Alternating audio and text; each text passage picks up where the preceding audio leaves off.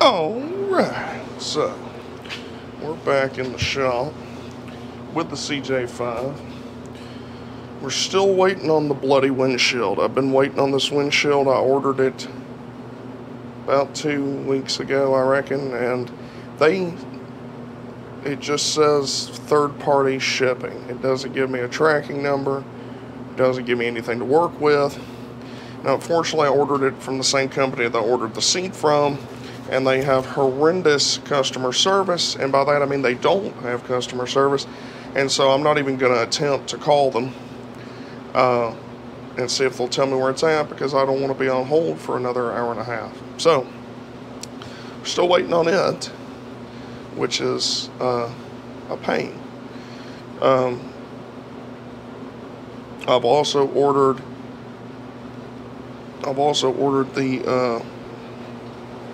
the blinker switch assembly that goes in the column. Ordered that. I've ordered the marker lights that go down here on the corner of the tub, and the corresponding lights that go up here on the fender. And I've also ordered some new tail lights. Oops, sorry. I also ordered some new tail lights because these tail lights are trashed. So that all should be here tomorrow.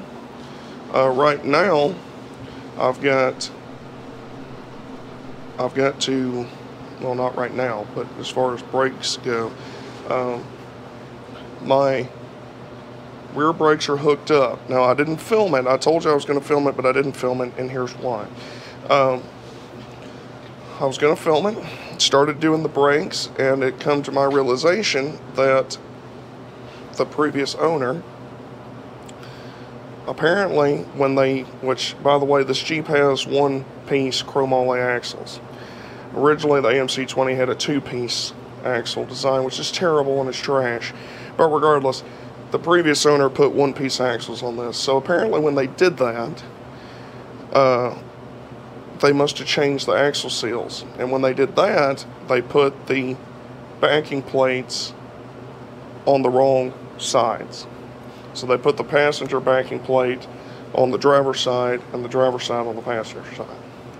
So all that crap that I ordered so that I could hook up my parking brake and get all that working, all that was rendered obsolete because the backing plate hole where the parking brake cable goes into is in the wrong position, and so there wasn't any practical way of hooking the parking brake up. So it was nice that I got to waste a bunch of money on crap that I can't use right now. Now, you're probably saying, well, come on, Reclay Trevor, why don't you just go ahead and swap the backing plates to their respective areas?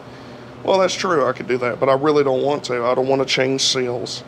I don't want to pull this crap out so that I can take these backing plates off. I don't need a parking brake that bad. I wanted a parking brake if it wasn't going to fight me too much. It decided to fight, so we didn't get no damn parking brake.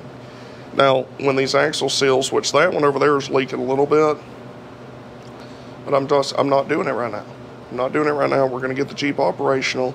We'll let that leak a little bit, and once it actually gets bad enough to where it warrants doing it, when we take it back apart, then we'll swap them to the correct sides, and then I'll have all the parts to do the parking brake at that time. So yeah. Anyway, so that means I didn't put any of the parking brake assembly pieces into the drums. I just put the shoes, the springs necessary for the drum to work. So there wasn't really much to film. Without all the parking brake crap, the drums are actually relatively simple. The parking brake pieces are what kind of makes it complicated. So without that, I was pissed off because of the backing plate situation, so I just didn't film it. So I apologize if you wanted to see that. Let's see. I've also, I've got to order the passenger seat, but I'm going to wait to do that for once I get this driver's seat mounted in there, because the driver's seat's going to require some modification to get it in there the way I want it. Once I figure that out, then we'll go ahead and order the matching seat. We're not ordering it from Quadratec, though. I've already had enough with Quadratec, so you can buy the same seat from Amazon for actually cheaper with free 2-day shipping. So I'll just order it from Amazon, save a little bit, get it much faster than Quadratec, and then we'll mount it in there, and we'll have 2 brand new seats. So today what we're doing is we're going to finish restoring the inside of the tub. Yeah, that's right, I've been restoring it. So we've got this tub painted in here, very crudely I might add. I don't know if y'all know this or not, but you can buy this stuff, and this is how you restore stuff right here. Okay, you buy this, you spray it on things, and it restores it. Okay, completely restored. So if you remember, this floor was like burgundy, black, 14 different colors. I blew all the dirt and sand out of it, cleaned it up a little bit, shot it black. And even though the paint job is, not that great, it's just amazing how much better it looks than what it was before.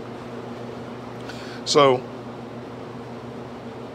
don't ever think that just half-assedly painting something won't make a difference, because it does.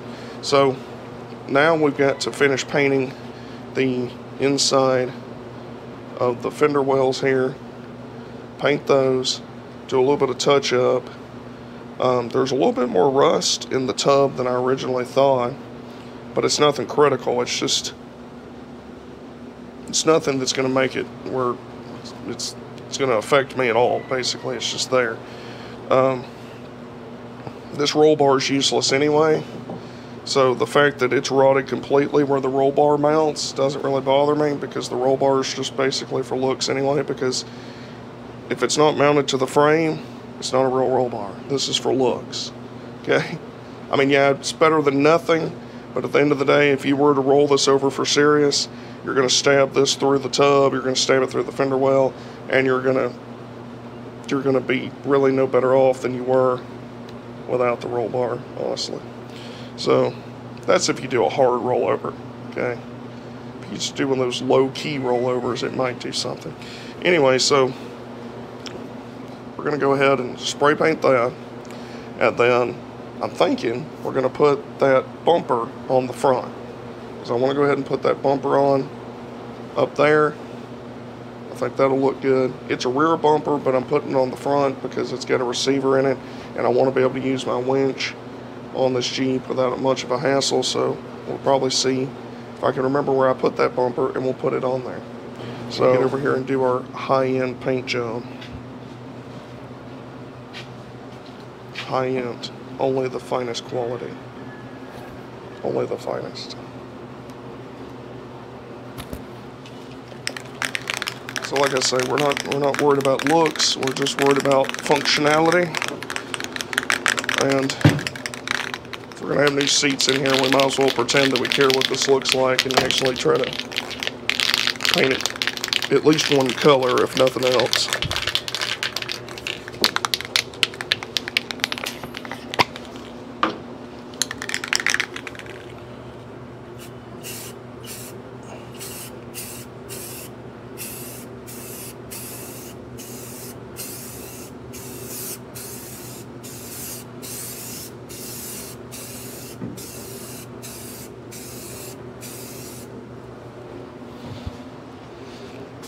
Like I say, we're not taking it to Mecum or anything, so it doesn't have to be perfect. We just want it one color.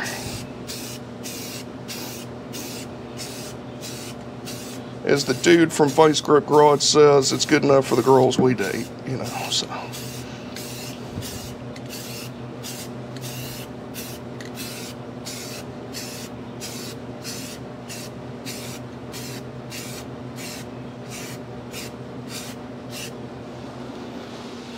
Wish I'd have took the spare off, because it would have made this much easier to reach to paint, but I didn't. So we're gonna work with what we got here.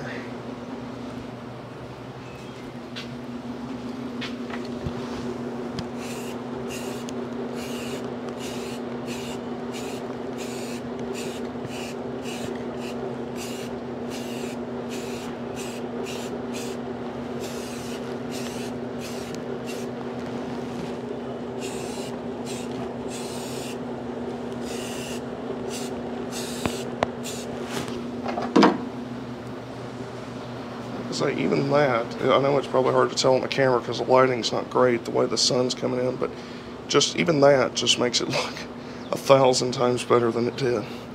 So, I say, don't ever underestimate what a $5 can of spray paint can do. You'd be pleasantly surprised. Alright, let's see here. We'll swap you over to this side. Like I say, there's nothing fancy going on. We're just crudely painting stuff. So, and then we'll see about putting that bumper on and all that jazz.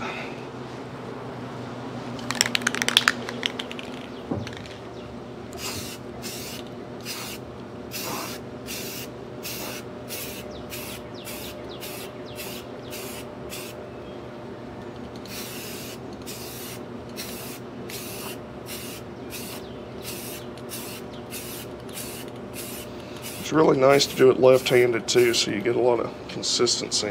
When you're right-handed, that's how you want to do it, where it looks extra good.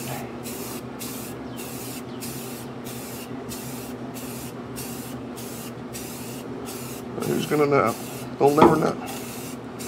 So while we do this, I'm really enjoying the little history talks I've been throwing in here, because history is my jam anyway. So while we're doing this kind of crap like this, why don't we talk some history? So this morning I was like, you know, I have varying interest in history, right? From warfare to political to all kinds of stuff. And I'm like, what does Red Clay Traveler want to talk about today? So I'm like, you know what? I'll tell you what we're going to talk about. Let's talk about the Donner Party. When was the last time you did some reading about the Donner Party? Because let me tell you, the Donner Party is a pretty fascinating thing in American history. It's horribly tragic. It's horribly disturbing if you read the accounts from the day of what the people that were there said.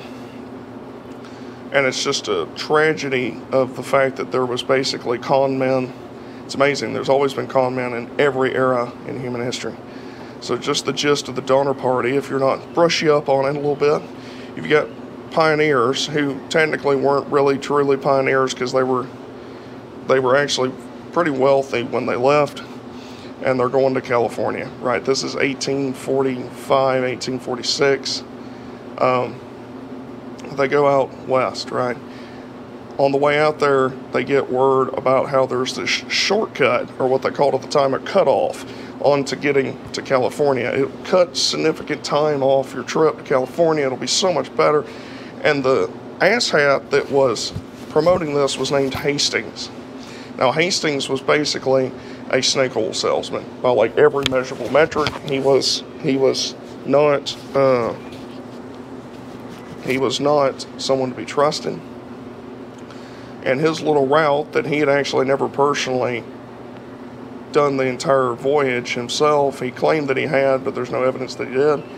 He suggested that this could save them a significant amount of time. So they get to this one point, and they have to decide if they're going to stay on the main trail going to California, or are they going to diverge onto the Hastings cutoff. And sadly, the Donner Party, which was multiple families, right? There was, I can't even begin to tell you all the families, but it's multiple sets of families. So yeah, the Donners were the lead group because the group of pioneers, like the Donner family, they were well-mannered, well-tempered people, so they were like unofficially, officially elected kind of the head of the group. And they take this cutoff. Well, long story short, the cutoff actually added probably about a month worth of time to their overall journey to California. So they get to the mountain pass that you've probably all heard of. You've heard of Donner's Pass, right? They get to Donner's Pass, and prior to going into the pass, I've read several different accounts disagreeing things on this, but it seems to be conclusive enough to state is that the Donner Party paused for a couple days to let their cattle and horses graze before they went through what would now be called Donner's Pass. And when they did that, it was kind of early to mid-October. It wasn't supposed to start snowing until usually about mid-November in this area. That's the intel that they were working with. Well, it started snowing as they entered the pass. And it didn't just snow like a little bit either. By the time it snowed just nonstop, and by the time it had stopped, and winter had set in, they were in 12 feet of snow. 12 feet of snow. With horses and wagons and oxen. And an ass load of people and a bunch of children. A lot of children. So they get stranded in this pass, right? Now, of course, everybody knows this because, or most people are familiar with it because of the fact that certain members of the group resulted to cannibalism. Now, that's not really what's disturbing about it. It's the fact that they weren't even that far from where they were going. Like, imagine being trapped at your house, per se, and everything you need to exist is like just over there. You know, like they were a far cry from help, but not because realistically, distance-wise, they were that far away. So, like the closest settlement or fort or whatever you want to call it, I think it was 30, 40 miles away, which is a long way. 30, 40 miles is a long way. But at the end of the day, they just traveled hundreds and hundreds of miles, right? So it's upsetting that they're that close to rescue, but they're that far away. So you've got all these people, when they enter the pass, I believe there's 87 of them when they enter the pass.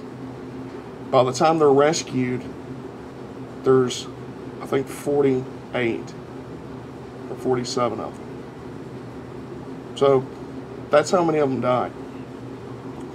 The fact that people resorted to cannibalism kind of is not immediately, but fairly quickly, it was kind of kicking around. Makes the story that much more disheartening, right? But there was one family, I believe it was the Reed family, who didn't resort to cannibalism. There's no evidence that they did. They maintained that they didn't. None of the other people said that they did. And this is something that has haunted me for years. And this is I wanted to read it to you. This is from one of the survivors of the Donner Party. And this is what she wrote a letter back to her cousin. And she says, "I have not wrote to you half the trouble we have had, but I have wrote enough to let you know that you don't know what trouble is. But thank God we have all got through, and the family that did not eat human flesh is us. We have left everything, but I don't care for that. We have got through with our lives, but don't let this letter dishearten anyone. Never take no cut-offs, and hurry along as fast as you can."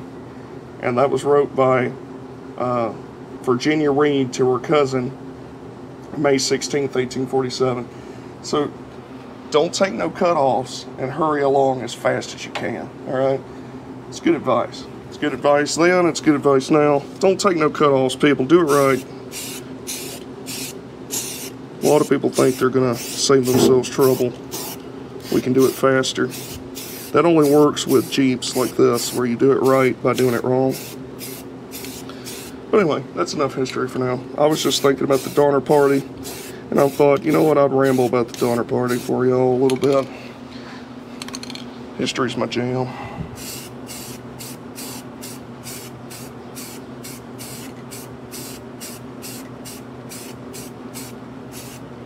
And if y'all have any ideas for these little history talks, if there's certain things you'd want to hear me ramble about or get my views on or whatever as far as something in history is concerned, then throw it down there in the comments. Let me know. You want me to talk about World War II? You want to hear about Korea? You want to hear about what? What do you want to hear about? Let me know. You want to hear about local history to my area? Because there's just endless history around here. We can do that too. So let me know. Anyway, so now this is fully restored. I mean, this is like showroom quality, OEM, day it rolled off the assembly line. mint right here, fully restored. Now they have like some kind of rhino liner or something, excuse me, some kind of rhino liner or something on it, and I'm not going to the trouble of peeling that crap off, so we just went ahead and painted over it like champions, because we ain't got time for all that nonsense.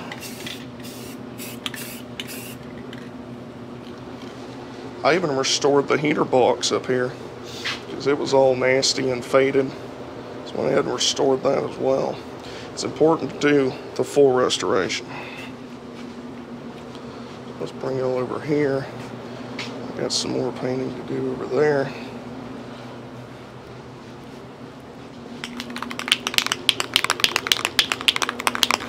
Little touch-up work here.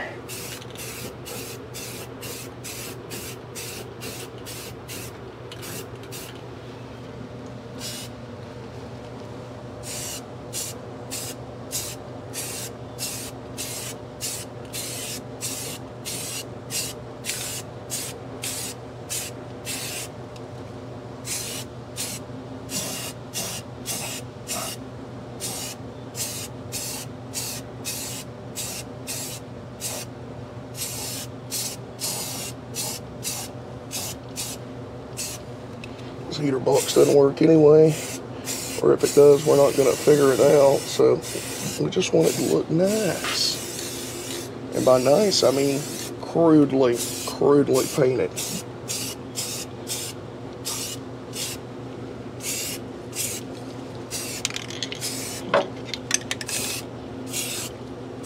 important to get down in the vents too, because you don't want people seeing this and be like, well, he didn't even try to paint that right.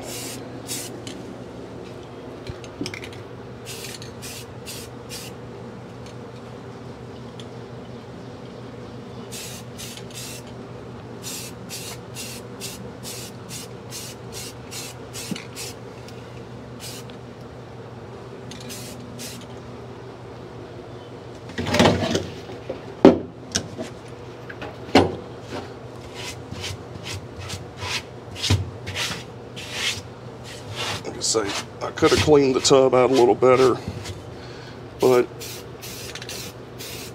it's close enough. It's close enough for government work.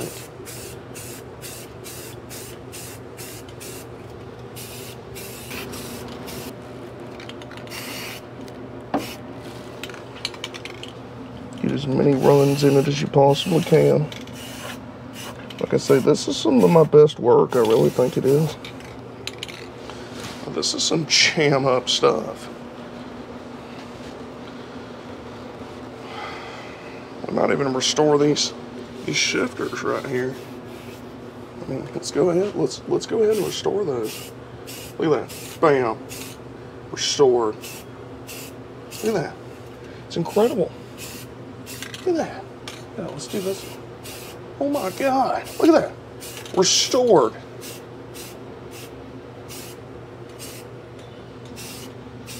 Restored, fully restored. Look at that, brand new. It's incredible. This stuff's amazing. Just restoration in a can.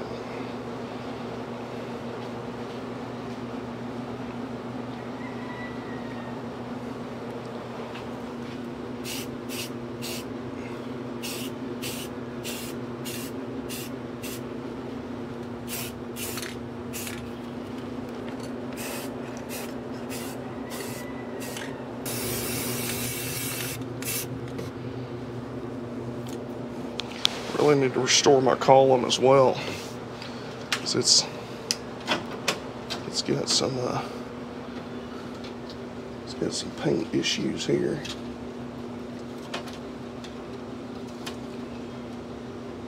I wonder if this will restore that as well. Let's find out. It does. Would you look at that? It's insane.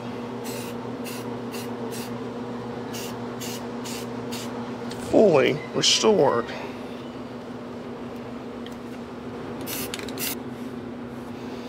make a, they might make it a, get me some Himalayan walnut or something to go around my steering column. Just make 2 pieces go around it instead of buying the actual real one that goes around it. Just for aesthetics. I need to get something, get another one of these panels or something. Like I say, none of these work, and I'm not even going to attempt to get them to work because I don't need any of that crap. But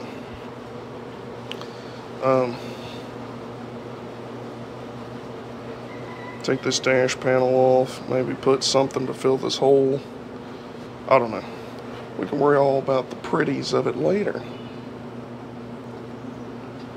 But anyway, I'm going to let this dry. I'm going to go see if I can't find that bumper, and then we'll get back at it. How about that? Sounds good. Don't go anywhere. Don't go anywhere.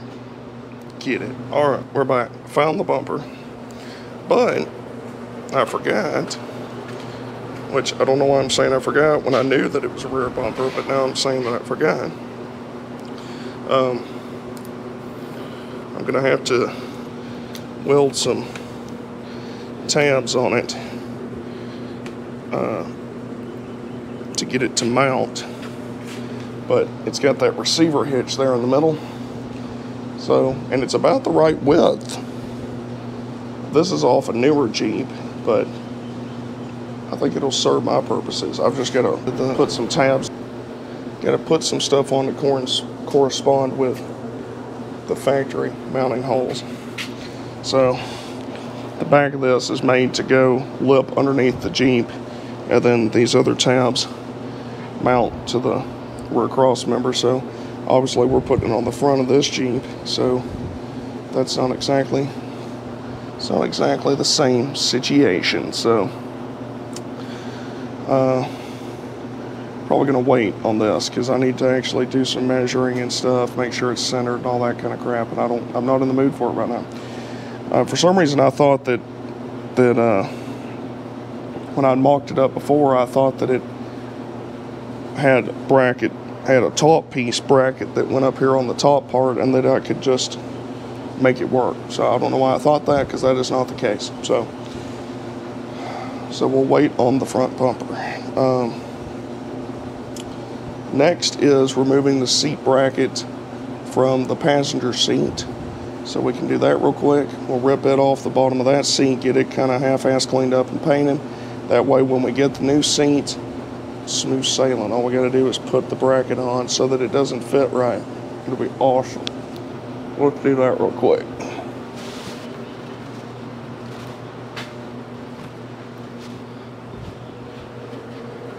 There's the passenger seat. It's actually in not too bad a shape.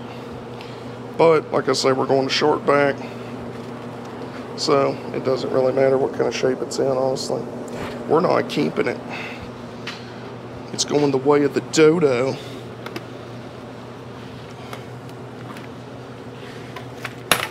Throw that over there, because we don't care about it. And I'll go ahead and get you, we'll do it over here, we'll get you set up where you can see something, perhaps. We'll pretend that you can see something anyway.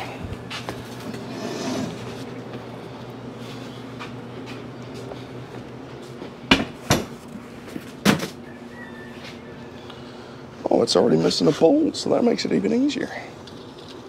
Hell yeah.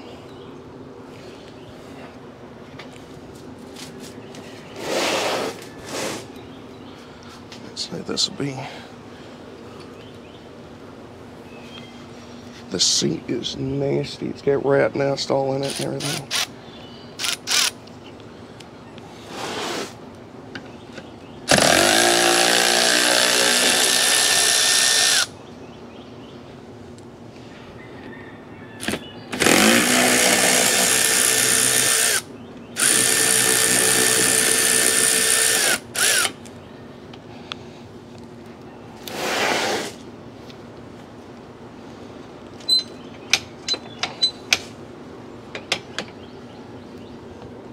Of course, gotta grab an extension.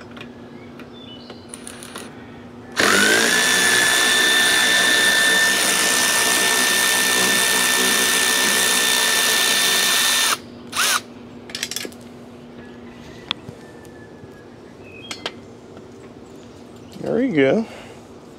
It's a lot easier, isn't it? Now, some of these new seats, in the instructions for the new seat, it talks about taking, some of these Jeep seats have this slider that mounts here, and they talk about taking it off and moving it into the seat, to the new seat. But these don't have that.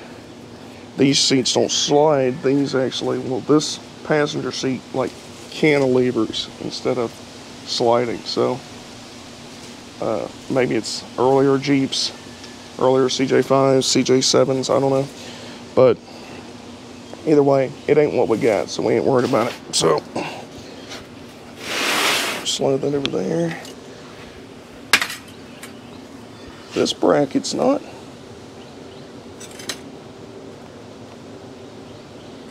in a,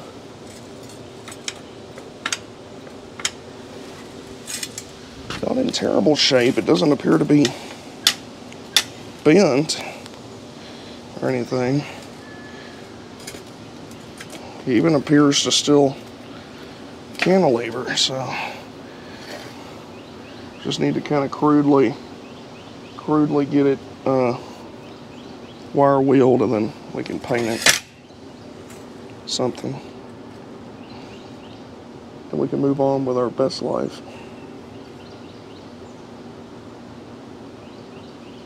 Yeah.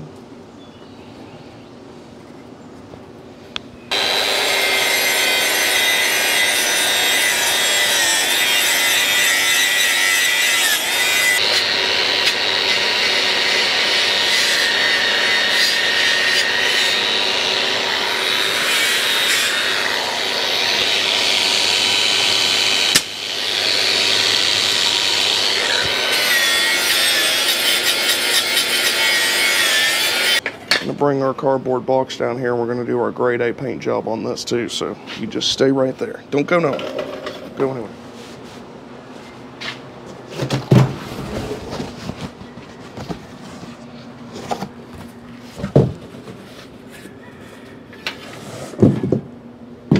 Bam.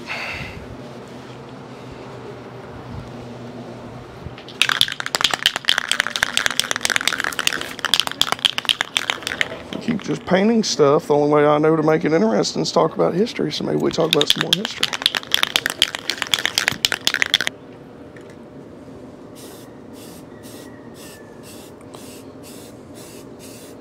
Maybe we talk about, let's do some local history. That's easy enough. So the county in which I live in was largely founded with gold mines, and prior to the Civil War there was almost 200 operating gold mines, between 150 and 200 operating gold mines in this county. Most people have heard of Dahlonega, Georgia, where the federal mint was placed because they had found so much gold up there in Dahlonega. Georgia has the first true gold rush in American history in around 1829, 1830. There was a kind of a mini gold rush in North Carolina prior to that, but like a full-scale people just flooding an area for gold, Georgia's got the first one. And then this is, of course, is prior to the gold rush in California out west. The gold mine that I live just a few miles away from was founded by a woman who won the gold lottery of 1832. She lived down in South Georgia. She put in for the gold lottery, and they would give you, I think it was a 10 or 20 acre parcel of land, and, you know, put in for the lottery and you win it. And that's kind of how they settled the region here after, this is after the Indian removal. And part of the reason that expedited the Indian removal here in Georgia was that they found a large amount of gold here. And so they kind of like, well, you know, this is a good excuse to go ahead and hurry up on this whole removing people from their homes and stuff. So once that's all said and done, then they did the gold lottery, right? This woman is amazing. She ran this gold mine with her sons, phenomenally wealthy. She was basically a Southern aristocrat Her family had been in the Deep South forever. Her grandfather and great uncles were Revolutionary War heroes. She was well off herself. She was a widow. Her husband was I think he was a colonel in the militia during the War 1812. He was distinguished. She was distinguished. Her daughter would end up marrying a future governor of Georgia. Very well off. Anyway, but that gold mine, I've read the gold reports from the era. They would do like every few years, they'd do a gold report on the gold mining operations in Georgia. And not long before the Civil War, they're pulling out anywhere from like $4,000 to $6,000, sometimes more than that, worth of gold a day, which was an obscene amount of money. Obscene amount of money in, the 1840s. And not only that, but they also had other operations going on as well at the same time, doing other things associated with the gold mine, logging and stuff like that. All this ceases at the time of the Civil War, because one of the first things that Jefferson Davis did when he became president of the Confederacy was he shut down gold mining in the South, which from a strictly, basically from a strictly war goal aim, right, was ridiculously stupid. If you're going to try to have a rebellion, a war of any kind, anywhere, you need money for that. So shutting down the gold mines was ridiculous. But anyway, it's what he did. So he shut down the gold mines. All this is to say that had the gold mine that I'm talking about, which was called the Franklin Gold Mine, had that gold mine been just a little bit earlier, that's where they would have put the Federal Mint, like probably undoubtedly. Now the gold mine in Dahlonega, they estimate that they only mined about 9 to 10% of the gold out of that mine. Because you got to remember, so 1830-ish, they start mining it. It takes time to get everything set up. There's so much gold up in Dahlonega that they're mining it, they're panning it out of the street. When it would flood, it would wash all this water and mud down, silt down the street in Dahlonega, and people would be out in the street panning gold out of the street in Dahlonega. So they put the Federal Mint there. But had the Franklin mine been established just a couple years earlier, they would most certainly have probably put it there, because it was far more lucrative. It was more lucrative than the Dahlonega mine. And the gold rush of 1849 that everybody knows about, most of those miners came from Georgia. A lot of them did. In the early waves, like not all of them period, but I'm saying like the early initial rush, most of those miners came from Georgia, which is kind of funny because the gold in Georgia was actually of a higher quality, purer gold than the gold that they were finding in California. Now, they didn't know that initially at the time, but the gold in California required more smelting to get to pure gold than the gold did here in Georgia. So they left gold where they knew where it was at for sure to go try to find gold that was allegedly easier to find in California. So, yeah, it's good thinking. Makes a lot of sense. Anyway, we were painting this brag. That's enough history for today. That's enough.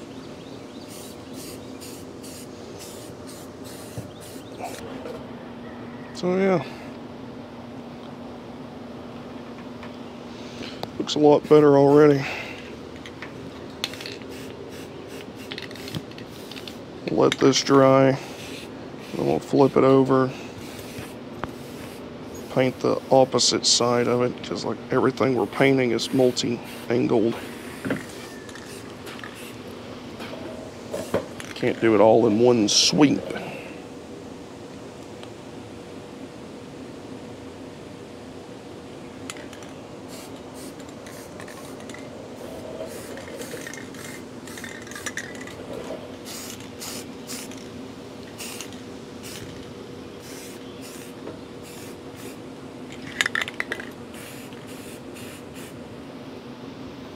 And then of course, once we paint both sides, then we'll cantilever it back and forth and get any of the circle sections that you can't hit when it's in certain positions. So